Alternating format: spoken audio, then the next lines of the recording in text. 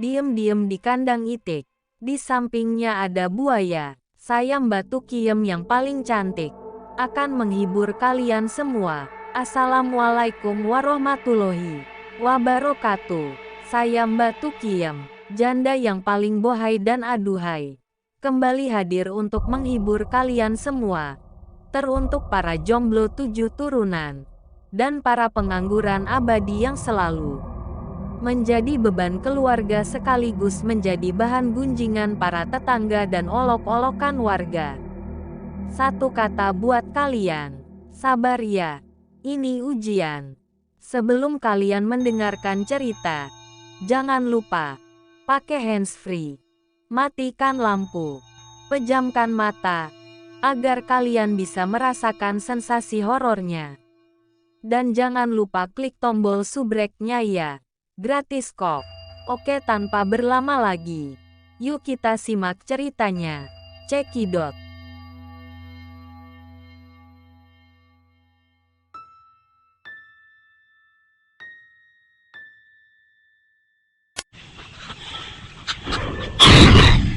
Kali aja serah.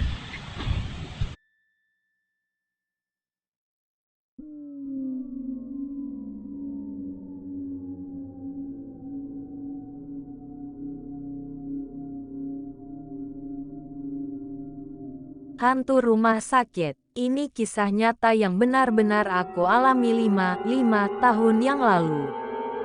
Sampai kemarin aku belum dapat melupakan kejadian yang benar-benar nyata ini. Sekian lama aku tidak menceritakan kepada siapapun sebelum akhirnya pada hari ini aku sampaikan melalui forum kita tercinta ini. Kejadiannya sekitar tahun 2005.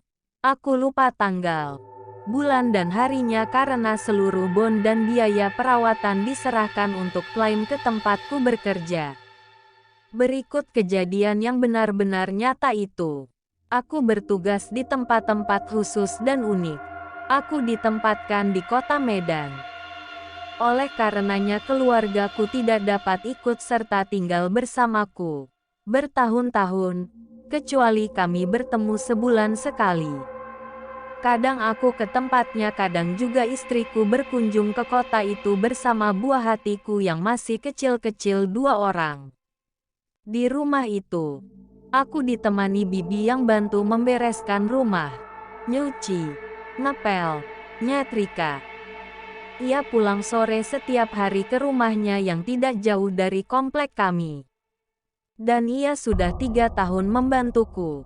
Bisa dipercaya sehingga aku juga turut membantu menyekolahkan anaknya yang masuk SMA.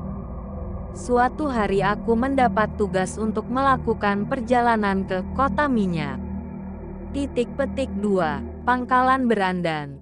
Selama 3 hari utnuk urusan ke sebuah badan usaha milik negara. Malam sebelum berangkat seperti biasanya aku sendiri menikmati hari-hariku. Membaca, menulis, mendengar berita dan melihat-lihat album kenangan. Kadang aku hilir mudik di ruang tamu rumahku sambil memandang sepatu dan sendal anak-anakku yang masih kecil usia 5 tahun dan kurang 1 tahun pada saat itu. Malam itu aku tidak bisa tidur. Hatiku berdebar hebat tidak karuan. Aku kira ada gangguan kesehatan dalam diriku. Aku mencoba bersemangat dan menghibur diri sambil mengingat anak-anakku yang lucu. Mata terpejam, pikiran melayang. Hadap kiri salah, hadap kanan tidak enak, terlentang tidak nyaman, tengkurap apa lagi, bikin sesak nafas. Tanpa terasa waktu berlalu hingga terdengar suara koko ayam nun jauh dari komplek rumahku. Aku lihat waktu sudah menunjukkan pukul jam 4 pagi. Padahal jam 6 pagi aku sudah harus siap sedia karena jemputan akan tiba tepat waktunya. Masih kusisakan sedikit lagi waktu untuk menenangkan diri. Padahal perutku semakin sembelit rasanya. Desakan di ulu hati hampir tidak tertahankan. Aku tidak bisa menolak. Pekerjaan harus kukerjakan dengan sebaik-baiknya. Aku pun bangkit dari peraduanku dengan tidak nyaman. Setelah berkemas, Tepat jam 6 datanglah jemputan. Aku masukkan beberapa potong pakaian dan perlengkapanku ke dalam koper kecil untuk kebutuhan 3 hari. Kami pun berangkat. Aku katakan kepada anggotaku tentang kondisi fisikku yang tidak prima pada hari itu. Tapi ia tidak yakin karena melihatku seperti biasa suka bercanda dan berusaha tampil tegar. Setelah sarapan di sebuah restoran dalam perjalanan, perutku semakin menjadi-jadi tidak karuan. Dalam kondisi lemas aku tiba di kota itu, tapi maaf aku tidak bisa melaksanakan tugas. Aku terkulai lemas hampir tidak berdaya. Menjelang petang aku mendapat izin untuk segera kembali ke Medan. Tidak jadi meneruskan tugas yang diberikan pada hari itu. Aku diantar kembali ke Medan menjelang sore. Di perjalanan aku kira aku tidak sempat melihat keluargaku lagi. Aku berusaha tersenyum menghadapi kenyataan ini. Aku hanya menitip doa kepada Yang Maha Kuasa.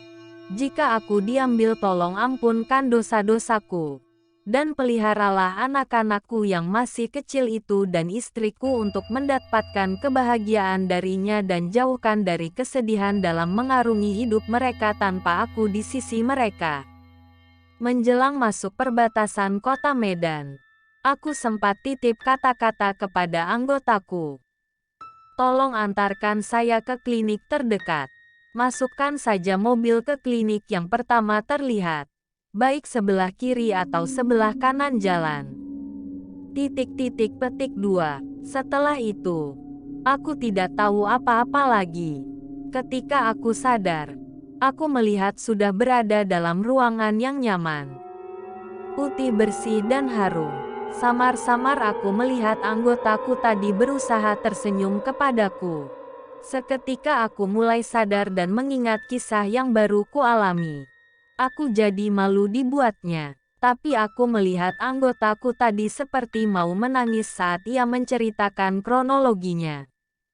Setelah berbincang dengannya dan ditemani suster, ia mengatakan mohon pamit ingin pulang ke rumah ke tempat keluarganya. Ia menawarkan aku menghubungi keluargaku yang terdekat di dalam kota Medan dan ke istriku di luar kota Medan.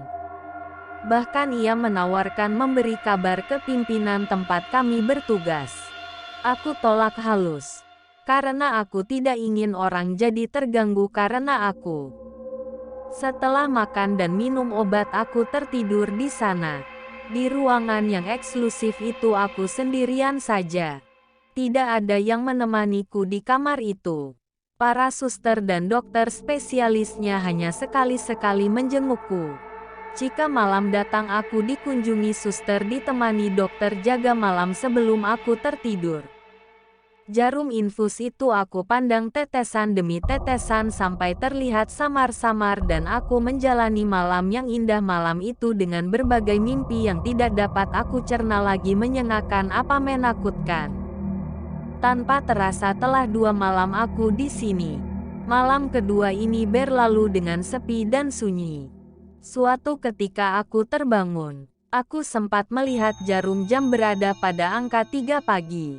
Aku lihat botol infus itu seperti masih baru terpasang. Adakah yang memasang cairan itu ke tubuhku menggantikan cairan botol yang sudah habis?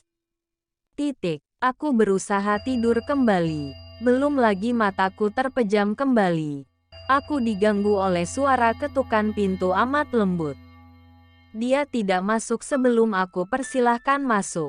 Masuk, jawabku pelan. Ia lalu masuk dan menyapaku dengan kalimat permisi, bukan salam, dan langsung membuka perbincangan awal. Apakah saya mengganggu? Jika mengganggu saya tidak akan ke sini. Saya hanya ingin menemani saja, ngajak ngobrol karena saya tidak sampai hati melihat abang sendirian. Tidak ada keluarga yang menemani setelah 2 malam di kamar ini. Petik 2. Begitu kalimatnya kepada saya. Tentu aku menjawab, oh tidak apa-apa. Silahkan saja. Masuklah. Aku berusaha duduk di tempat tidurku tapi ia melarangnya.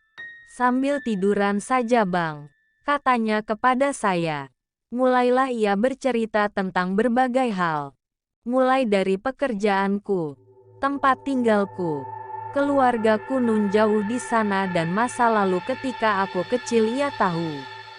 Aku tidak membayangkan apa-apa saat itu. Karena logikaku berpikir dan otakku belum kuat diajak berpikir. Aku lemas. Yang aku inginkan hanya tidur dan tidur terus. Tapi orang ini mengganggu tidurku. Ia berpakaian perawat. Ia lelaki yang putih, bersih, walau brewokan tapi klimis dan terlihat bulu lebat di lengannya. Hidungnya mancung dan rambutnya agak ikal. Senyumannya juga baik. Hingga aku tidak berpikir negatif sedikit pun. Tanpa terasa ia sudah mengajakku ngobrol selama 1 jam. Ia lihat aku gelisah. Lalu tiba-tiba ia membuka jendela kamar itu, menyiingkap tirai dan mengarahkan kipas ke arah ke jendela. Ia mempersilahkan aku merokok. Ia tahu di mana letak sisa rokokku yang diumpetin oleh dokter dan perawat yang memaksa aku agar tidak merokok semasa dalam perawatan. Aku heran. Kenapa ia tahu letak rokokku? Ia katakan tidak apa-apa merokok asal tidak banyak-banyak. Kali ini ia mempersilahkan aku duduk setengah tegak di atas ranjang itu. Ia mendekatkan meja, mengambil asbak entah dari mana dan menyalakan korek api gas membakarkan rokok itu untukku. Tapi aneh, dia sendiri tidak merokok. Lalu ia makin semangat bercerita melihat aku memberi respon-respon.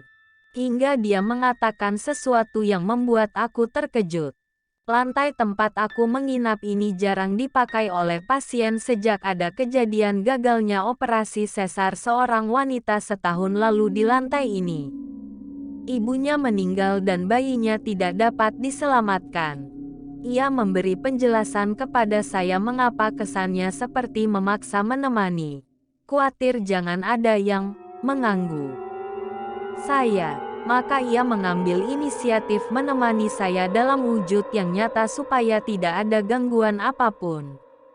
Sekali lagi saya tidak terkejut dan terperangah mendengar itu karena otak saya hampir kosong selama dirawat akibat lemahnya kondisi saya hingga anjlok ke titik yang paling dalam barangkali seperti itu. Orang itu hebat. Namanya saya lupa. Ia bisa meracik obat apapun katanya. Ia juga bisa mengetahui masa kecil saya, keluarga saya dan anak istri saya. Ia mengingatkan, jangan minum minuman suplemen itu secara intensif karena berbahaya. Dan ia menyarankan juga agar makanlah sebelum perut kosong.